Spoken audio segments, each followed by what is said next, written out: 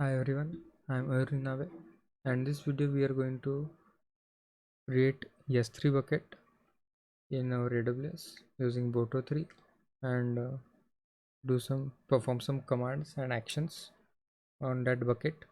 So let's start with the video. So first we are going to import Boto3, then we are going to import pandas for just creating those data frames and CSV files that we are going to push on our bucket. So here I am using boto3.client and my service will be S3 as you can see here. S3 is used to boto3.resource and service name as S3. And now for bucket in S3.bucket all print bucket name. So by using this command, all the buckets present will be printed over here. And then we are just going to create a df and then we are going to save that in CSV file. And then now we are going to upload files in our S3 bucket. So just give S3.bucket Azure AWS. So this is my bucket name and upload file name and key name. So by using key name only, this file will be referred in our bucket and we can perform actions on that file using this key itself. So this is foo.csv and this is var.csv.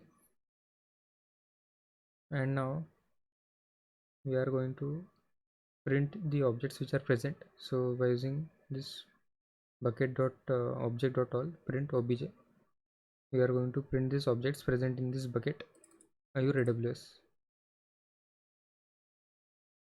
So now we are going to load the files in Python which are present in S3 bucket. So just write obj is equals to S3 bucket and bucket name dot object. This is the key name foo.csv dot get, and then we are going to read the file and then we are going to save it in this variable using p.read csv obj body index 0. So and now when I do the type, then its type will be data frame and now I'm printing it over here. Now let's download the file. So by using s3.bucket Azure AWS dot download file, key name and file name in which you have to save. So this is the file in which it is saved, foo2.csv, and now we are going to read it. And this is the code to create a bucket. So here first you have to give the region and then we have to give the boto3.client s3 and region name as region, location here location constraint as region, and then we are going to use dot create bucket and bucket name Azure and AWS, and then create bucket configuration as location. And as you can see here, our bucket is created on server Amazon S3.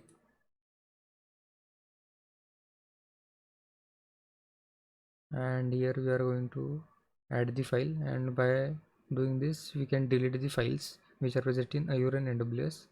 So by using s3.object Azure and AWS, this is my bucket name and this is the file name which I have to delete, and dot delete. By using this, as you can see, our file is deleted now.